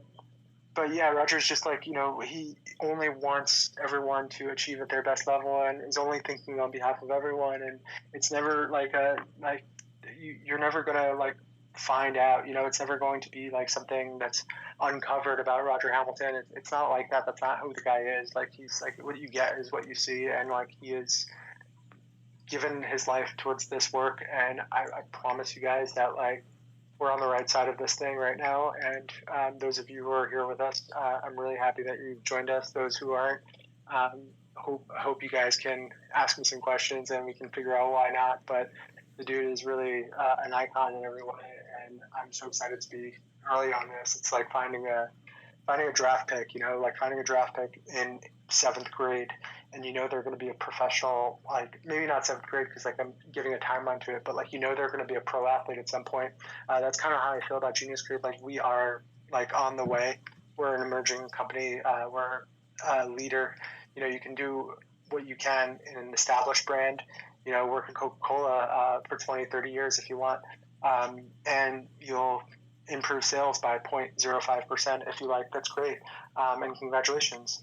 But on the other side of that, it's a whole different set of challenges when you're a microcap, when we went public about a year ago, and when we're like just getting into this battle, getting into changing the world. We're new here, and we're really excited to be here. We have a lot of in our arsenal, and yeah, we're just really aggressive. It's okay to make mistakes, right? Like, we make mistakes, we all make mistakes. Mistakes are kind of like publicly celebrated here, whereas like you don't have to hide them. They're celebrated, and you don't make them twice. You know, it's a really, really great environment, and I can't say how much like this has meant to me so far, and what you guys have done as well, like in helping me through this like step of my personal journey. I really appreciate this, and you guys, and for being there. So yeah, please feel free to ask away. Go ahead. I see Piker came up. Piker, do you have any questions? No, you know what? I just wanted to say that company's only been public for a year. There's a lot of growing pains, but this thing has been a rocket ship so far, and I'm just really excited for the future. I love what you guys are doing. That's all. Wow, thank you. Piker is a. Forget. Can you tell us about yourself, please? I've been working in the tech space for the last 15 years out in Los Angeles, and former investment banker as well. So big follower of capital markets and technology, and obviously that's what drew me into Genius, because it's right at the nexus of both of those things. So Piker, with what you've seen on the outside, where do you see their trajectory going, and what do you see them leaning towards or headed towards? Oh boy. Well, I think there's a couple of things to that. I think first of all, the mission is something that moves me. So beyond just the financials of it, right? And the second thing I would just say is it's a consumer defensive company, and it's very nascent. So in that sense, you know, as far as like when you're talking about the stock in the earnings, I mean, look, it wouldn't surprise me if for 5 years from now you're looking at like a 10x move, but I'm sure it's going to be very volatile between now and then. From a product standpoint, I would have to yield to these guys and say that I don't have any secret inside info of what they're rolling out next. No, I'm with you. I just see the same sentiment, because when I was doing like a SWOT analysis, I was like, you know, what's their direct competition? And it's like Udemy and, you know, Stanford, and they're basically, you know, they're making, you know, the people that create jobs and money, you know, capitalism. And I was actually going to say, I was like, I wonder why they don't just incorporate ChatGPT, and then it comes out in the investor meeting today. So that's pretty cool. It's like he's reading our minds and he knows what we want. Now, let's address the elephant in the room very, very quickly. We all saw the chat and, you know, how people were talking, okay? We do have to be very, very respectful. We are not allowed to talk about any other tickers. However, I do want to go ahead and I do want to just confirm, Roger did say something about a media company in that phone call, right? Or am I missing something? He did it. It started with an R.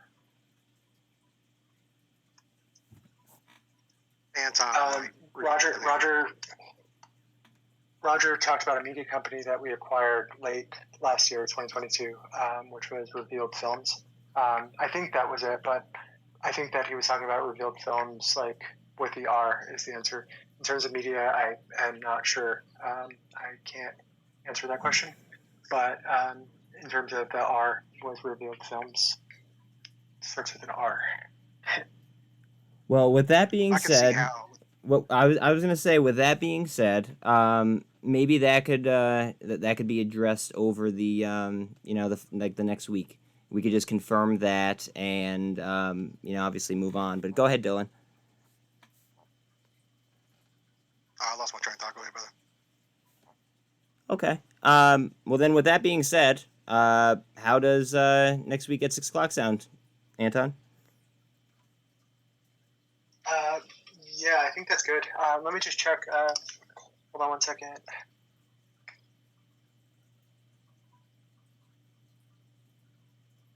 Yeah, next week at 6 should work until like we can close this one at 4:30, or what is it? Your time, 7:30 your time. So in 7 minutes, I guess. Yeah, I just want to thank you all for the time today and moving forward. Sorry, in the past as well. You guys have been doing really great things for us in terms of like what like we've been able to like create a dialogue, answer questions, talk about like our product, like Piker was saying, and the questions that we can't answer.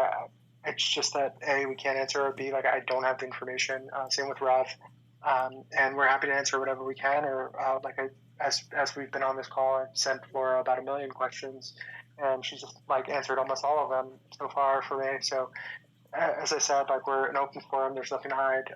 We are who we say we are, and we're doing what we're doing, and we're like our goal is to change the world, and that's what we're gonna do. Well, Dylan. you're a bunch of one last question geniuses, before you so I feel like you guys are gonna have no problem doing that. Go ahead, Dylan. But this is a reciprocating relationship, so we're gonna need some questions from you guys also. Yeah, I have one question. Like, why is there so many? Why are you guys asking so many times about something that we can't talk about, or why in so many different ways are you asking about something that may be or may not be in our future? Why is there such persistence there without like any paying of attention to what we're saying? I know you can't speak on behalf of everyone, but yeah. I don't know if you want me to when answer money's that, involved, Anton. I think when money's involved, and people, because most of retail, we're just small money, and feelings are attached, and you're looking for a little bit of hopium, and there's a little bit of tug and pull there, and that's how you kind of get those people that, they are genuine nice people, but maybe they just need to make rent next month, and their stocks are tied up, and maybe they don't understand the shorts, or they don't understand all these things that happen on both sides of the fence.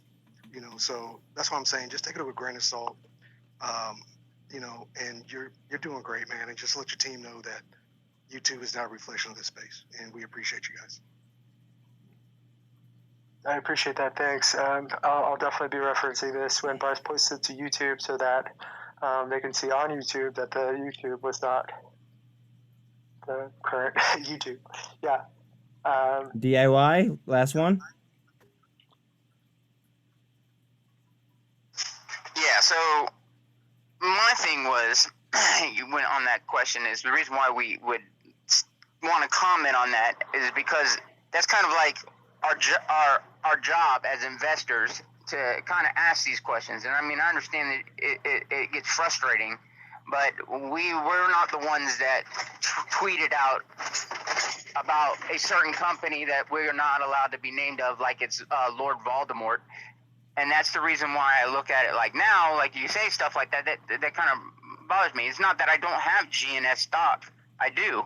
I do have a position of it, but I also got hammered on it very bad. But I rebought into, not too long ago, but I'm still down, overall. So as an investor, I'm looking for a way to maximize the return on my money. And and that was one of the big reasons why I did it and got into that said stock, was because of certain aspects of the short squeeze theory of these naked shorts and exposing naked shorts, and putting them on risk, like where the AMC 8 community or the GME community have all came together and did certain things, and the manipulation. That was like, okay, well, we have an actual CEO that's communicating about wanting to get these shorts, and then that's the reason why I'm like, hey, you know what? I don't care if I lose some money. It's not a lot of money, a couple $1,000s. That's a lot of money to some people, but a couple $1,000, worth of stock to be able to throw down on something that, hey, look, it looks like somebody's trying to fight for us, and then all of a sudden it's like, we can't talk about it. That's the reason reason why people are a little frustrated. That's the reason why the call got spammed with that type of questioning, is because like everybody wants to know, and then a lot of people took a huge hit. A lot of bag holders. I mean, I'm not talking about like huge bag holders, and then there's all the. Let me break this down for you. So they've never talked about a short squeeze or anything like that. That's not even in their wheelhouse. No. Wait, hold on. Wait. You gotta give a little bit of Stop. All right, so I'm gonna go ahead and hold on, wait. I really feel that was like a positive dialogue. Like, I think that we were going in a positive place there. Okay. And like, I'm I appreciate you helping out, Buzz, but like, I think we were going in a positive direction there. Like, I do understand where he's coming from. I do understand where you guys are coming from, and it's not Lord Voldemort. That made me laugh out loud. But I really appreciate this open dialogue. Like, I understand why you're saying it. I understand why these questions are there now. It makes sense to me, like why these questions are what they are. Just know that what's like been published and is still published can be published. What is published and can't be published is no longer published. So there's a difference between the two, right? Like, what we can say, we have said, and it's published. What we want to say and we can't say, that stuff does not exist anymore, right? Like, or we've like made sure that we're fulfilling our side of the quota, our side of the deal, our side of agreements that have been made. We don't want to step outside of the rules, especially like in any case, not especially, but in any case, we don't want to step outside the rules. So when like things are said in this type of forum, or things are said in the sense of a tweet, and people are excited about certain things, and a little bit too excited, as I've found myself in the past, and I'm sure we've all been, to share news. Sometimes it's a little bit premature, and we are not like doing right. So we try to correct that whenever we can, and if we can. And I know that in this case, like, there's certain things that we can and can't do. So yeah, I'm just going to leave it at that, if that helps at all. That was an excellent response. I didn't see who was first, Piker or Josh. You guys got to fight it out, I guess. I'll jump in here quick. No, I think Dylan hit the nail on the head, and so it was a perfect question that you asked, Antoine, of us involved with retail. It's our hard-earned money. We don't understand the behind the scenes. We're kind of left out in the dark. So when we hear a tweet or a public release, we got questions. But what I really, really love about tonight, and you asking that question back to us, is it gives retail that person-to-person understanding.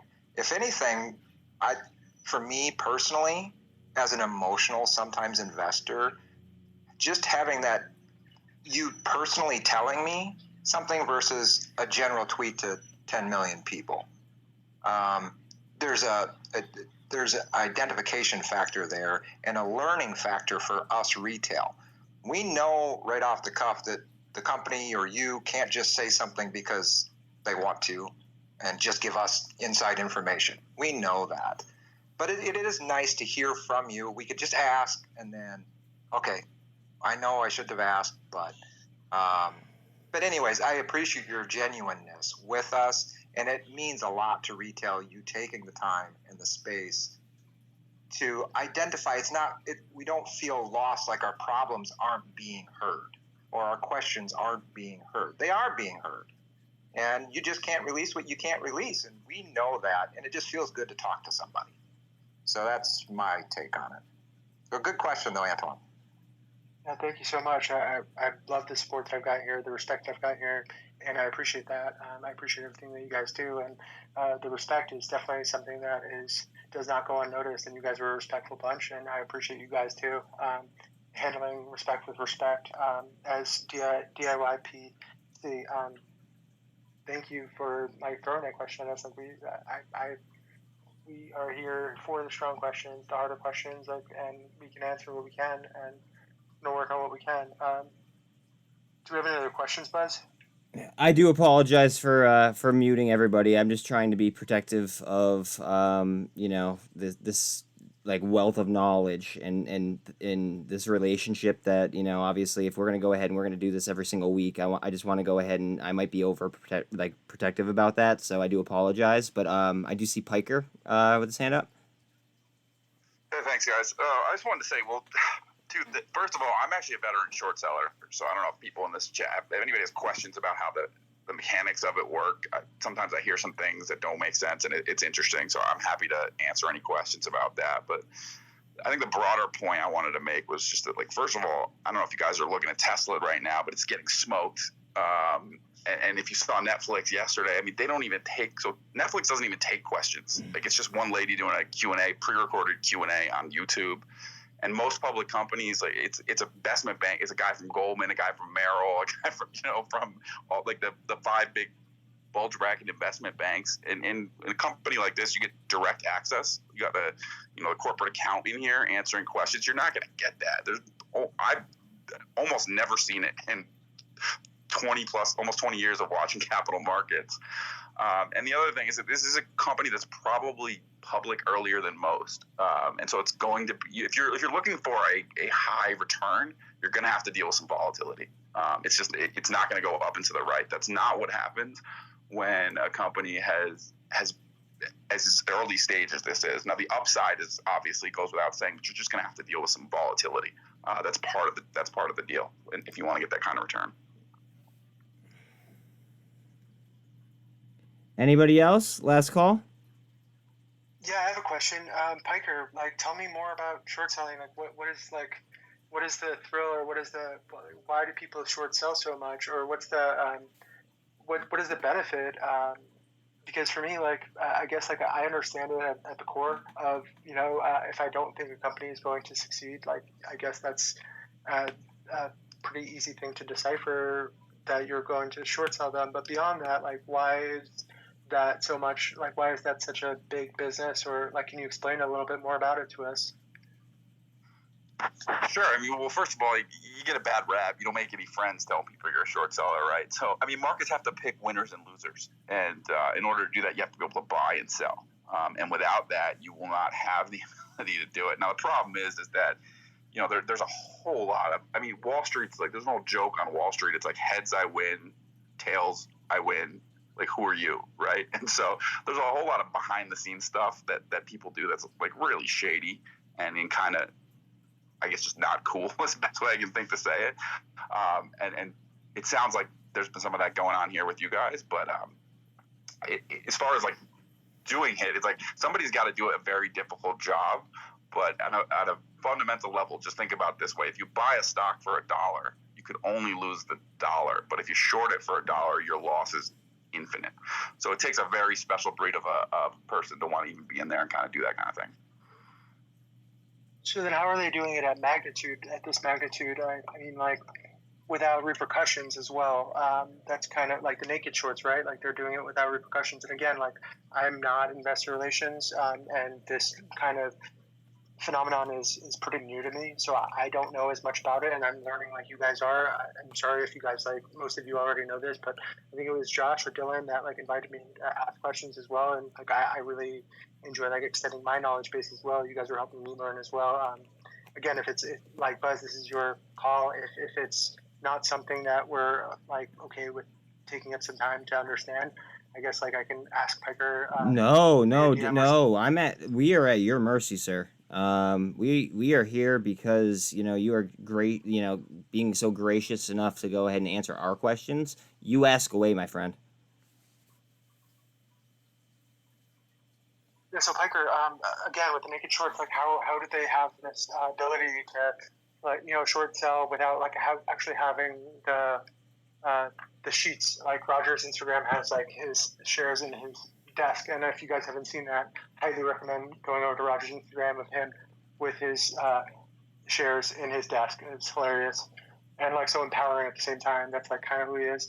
It'll be funny and empowering at the same time, but he has his shares in his desk. I guess I ruined it. Spoiler alert. He has his shares in his desk, which is, I didn't even know that was possible. Like, how do these people, how are they able to do naked shorts? Can you kind of explain that process a little bit to me? I could try to give you a quick. Look, I want to preface it by saying I haven't done a deep dive on everything that's been going on with the stock, right? So I haven't looked at it. I know that once it gets below a certain threshold, it gets a little bit more complicated. But the answer, as far as actually getting the stock certificates is concerned, I mean, you can do that. There's a comp server. There's some website that you can also do. You can basically take it off an exchange, but you got to remember if you're buying it on Robinhood or whatever TD or wherever your broker is, they're holding those shares for you, and a lot of times they're then lending it out to short sellers who want to borrow it, right? So by taking custody of those shares, you're taking it off the exchange. But I think the biggest misconception I see in the short selling world when people look at these short squeezes is they look at like the borrow rates and the shares outstanding and they try to compute some sort of a short squeeze like inevitability. And you can create a lot of synthetic exposure to it using the options market without getting too in the weeds. So if you're just sort of trading it on an exchange and never taking it off, you don't actually have your shares, you can kind of create sort of a derivative product that moves in value based off of the shares. And I think a lot of manipulation of the stock can happen that way.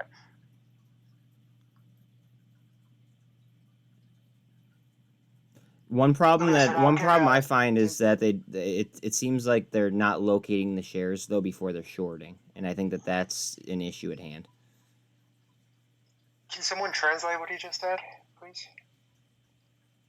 So in order to short, right? In theory, now I don't short things just because it's just not in my ethos. We'll just say that, right? So in theory, you're supposed to go ahead and you're supposed to locate the share before you short it, and it doesn't seem like we're really doing that right now, and that is going to go ahead and cause a lot of synthetics. Imagine going ahead to a Xerox machine and just printing off 10 shares for every one. You know what I mean? It seems like it's kind of like that scenario, because I don't think that they're locating the shares. Now, again, that's my speculation, but if anybody up here has a different opinion, I'd love to hear it. Yeah, and it's more of I guess I call it hypothetication. So one broker has 20, the other one has 20. You borrow 10 from him.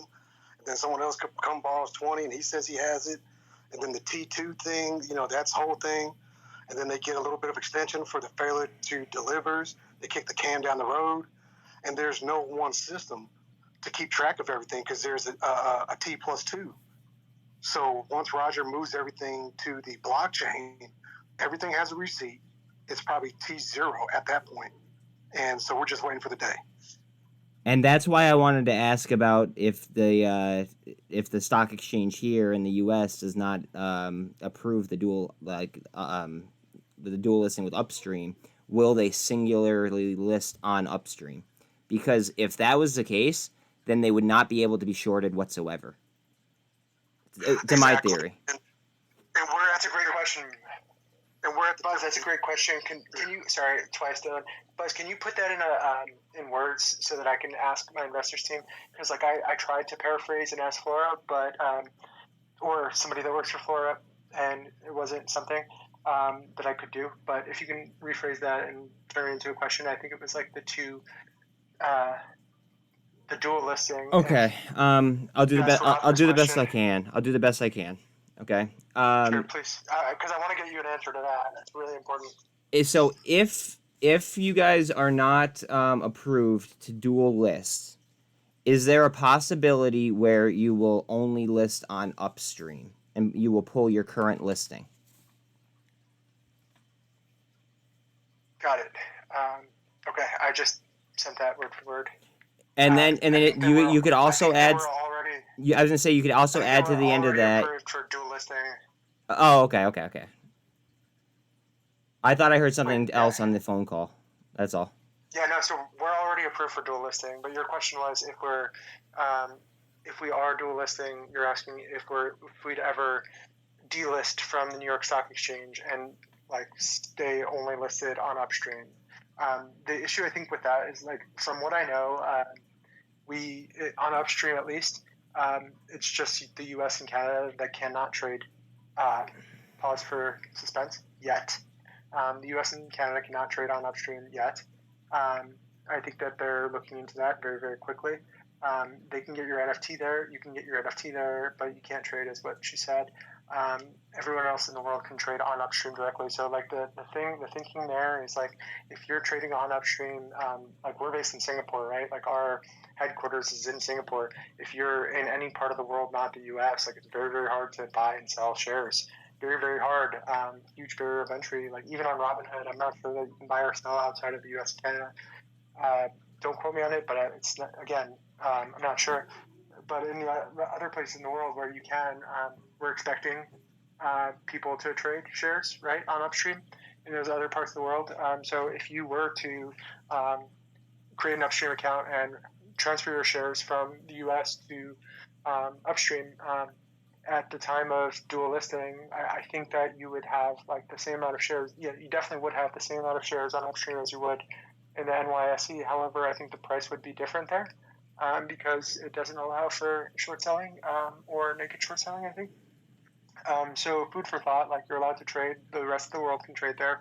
The U.S. and Canada cannot yet. That's because of like obvious reasons.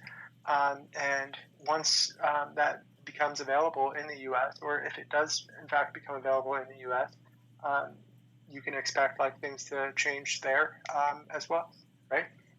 I believe so. I think that there's going to be a price arbitrage opportunity for a short time until people figure it out, and then I think that that gap will close. But unless a company is only listed on upstream, I still see that there's going to be like a price arbitrage opportunity on whatever stock it is. It doesn't even have to be GNS. Now I do see Scott with his hand up. Go ahead, Scott. You got the floor.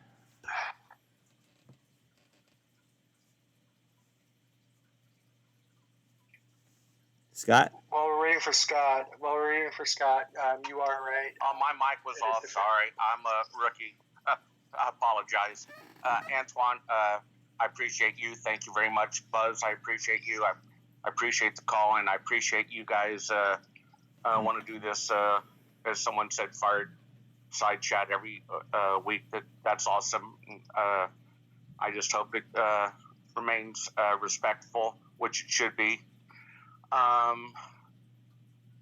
I'm probably the oldest guy in the chat, I would imagine. But anyhow, Antoine, my question for you, I want to take it back to the company and the investment, and I'm going to take it back to you, actually. Just an easy question. What's the number one thing you're excited about? Sweet. I'm really good about me. I'm really excited. Number one thing I'm excited about is I think the next Wealth Dynamics Masters that we have. I'm not sure when it is, but I think that it's going to be at one of the resorts, hopefully Bali, because I've already been there and I would love to like take my family this time. Last time it was like really quick and happened really fast, but like being able to connect with like this network, like I know that it seems like to you guys, or even to me, like as Roger demonstrated it, I was just like thinking to myself, like wow, like it's my job to like translate what Roger's demonstrating into like language that we can interpret, that we can accept on social media. Because like what he was sharing with us is like kind of groundbreaking. The network that like is involved here, guys, like I can't downplay it, and like I can't say it enough. Like it's real entrepreneurs from around the world. I'm gonna get clearance from Flora eventually. I asked her already, actually, what I can and can't say in terms of like what people have, who people have been, or not mentioning names and talking about what companies I've talked to at Wealth Dynamics. But these are leaders from around the world, like congregating and working on your business, like teaching you how to improve, kind of like a Shark Tank, but for your specific business, with like leaders from around the world, with like interpreters from like Japan, because like those people like also like these really, really brilliant Japanese people also have like insight, even though they may not understand the English language, they're still contributing to like this person's business. Or like an organic fertilizer distributor in South Africa is like solving two problems at once, and he's selling organic fertilizer and relieving the country of human waste at the same time, right? Like he's solving two problems at once. Like I'm thinking to myself, like, wow, that's amazing.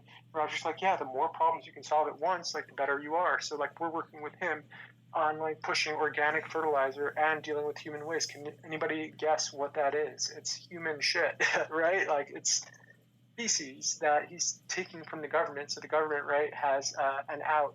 They can get rid of their like over like populated plumbing issues and sell organic fertilizer at the same time. It sounds really disgusting, but it's like brilliant as well, right? Like because you're solving two huge problems all like with one like swoosh. So like being in a room with these types of people that are thinking about those types of things from all over the world is so challenging. Like it's really, really difficult to be on point at all times, and it's intimidating. But like Roger just makes it like an environment where you feel like these people you've known for 20 years and like they're your friends and they're going to help you because they care about your business. And these types of like deep dives, like you get so much from it, right? Like you get so much from it. You learn so much about yourself, your business, like your like what you care about, what you don't, and what you're good at and what you're not as well. Like, so I'm really excited about that. Other than that, like I'm really excited about the M&A too. That's really fun. That process is always like exciting. Whenever we grow, it's always like, look out everyone, like there's some big things happening. So that's always exciting as well. And beyond that, my parents are coming to visit in 2 weeks, so that's kind of exciting too. I appreciate that answer, Antoine. Last question. You probably won't be able to answer this. Do you anticipate any coverage from any, I guess, banks or investors of your company that can, write up different coverages like they do? Or is it too early in the scene? Can you like rephrase the question? I don't quite understand. When you invest in a stock, you get coverage on the company from different resources that talk about Genius Group and, just highlight, make it in the news and make it popular and I guess do a road show where you can publicize the company more as far as investment wise. Yeah, I mean, right now we have like a few analysts that we're working on. We work with. Thank you. That's what I meant. I couldn't find the word. Thank you. Yeah, so we have two, I think, analysts that we work with at the moment, and this like every other part of the company is like in Buckle Up. We're going to the little stone that circulates Earth. We're moving really, really quickly on so many aspects of the business that I'm not sure what is and isn't public information, so I can't really share. But like we're moving really, really fast on it. And a lot of changes happening as we speak and as we move on in the next coming weeks and months. Lastly, follow up. Usually, as an analyst, you usually have to have like a $5 minimum bid to get a lot more big analysts involved and get a lot more exposure. Are you aware of that? I'm not aware of that. Can you explain a little bit further, please? No, I'm just saying you get a lot more exposure if your stock price is at least a minimum bid of $5. I mean, it's just that's the way it works. So then you can get more exposure and blah, blah, blah. But that's just how it works. A lot of companies won't touch anything under a $5 bid. So I think once we can get, I'm long-term, so I'm all in. I'm not being negative. I'm just factual information. Thank you. But I'm just saying once you get like a $5 minimum bid, companies can't even buy your stock. They can't even bid.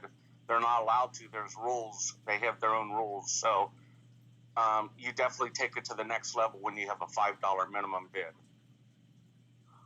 So I'm just giving you some facts here. Okay. I really appreciate that. It sounds like your goal is the same as our goal. We're all lined up. I'd like to hear that. Throwing you a follow too, Scott. I want to give you like the devil's advocate on what he said.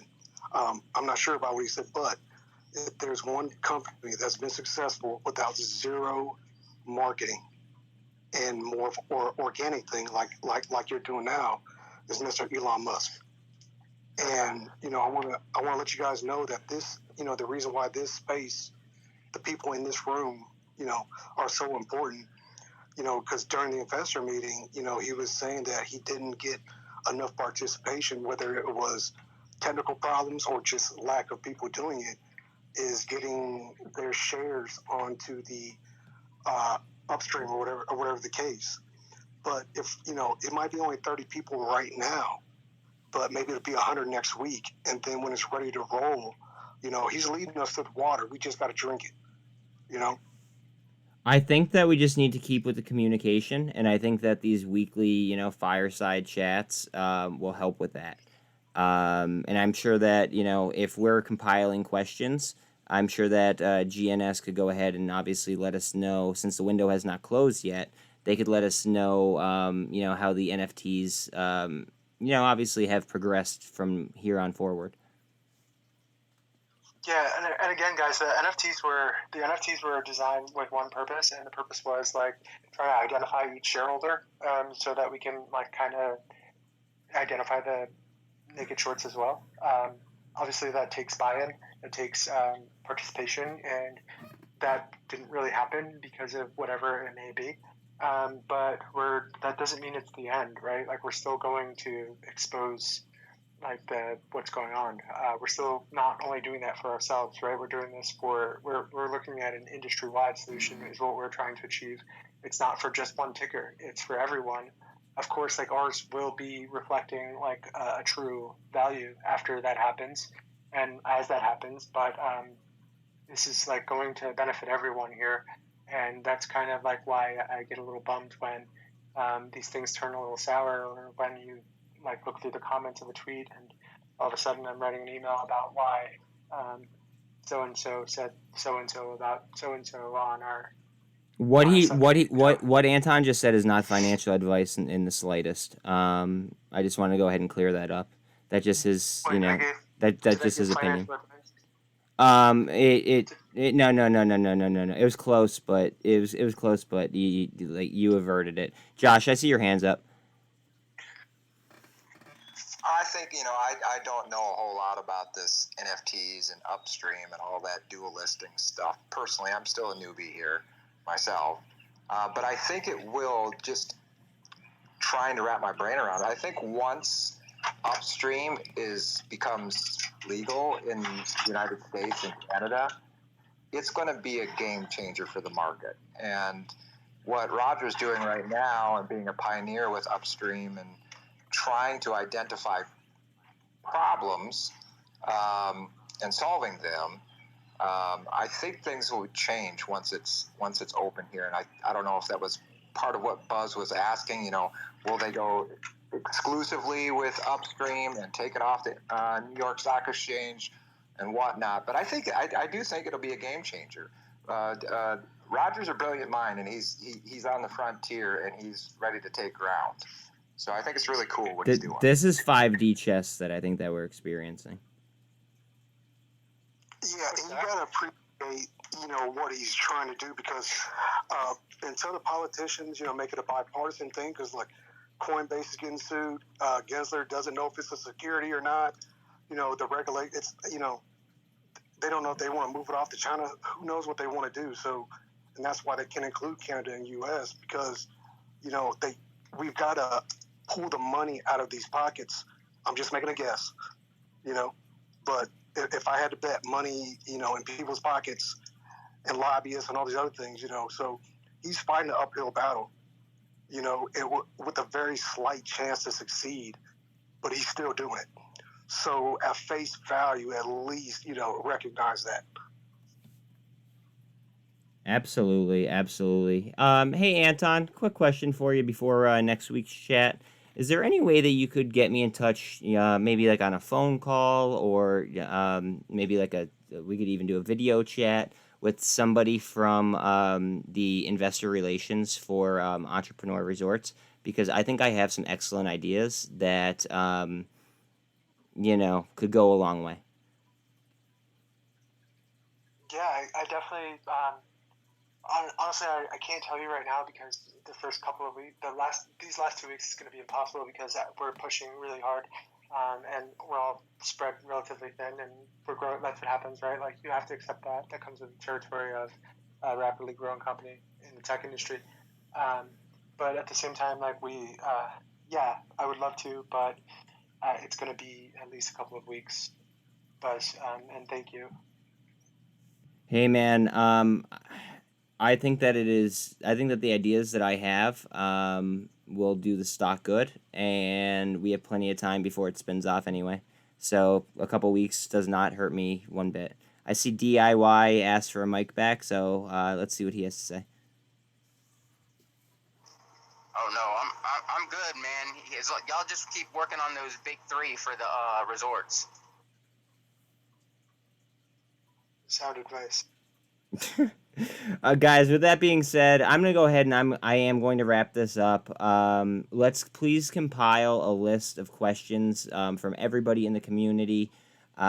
Please follow each other. Like, let's go ahead and let's share DD. Let's share technicals. Let's talk. You know what I mean? And then I will catch you guys 6 p.m. Eastern next Wednesday. It sounds like. Sweet, thanks, Buzz. Thank you, everyone who's involved. Appreciate you all. Bye, guys. Much love, guys. You guys have a good one.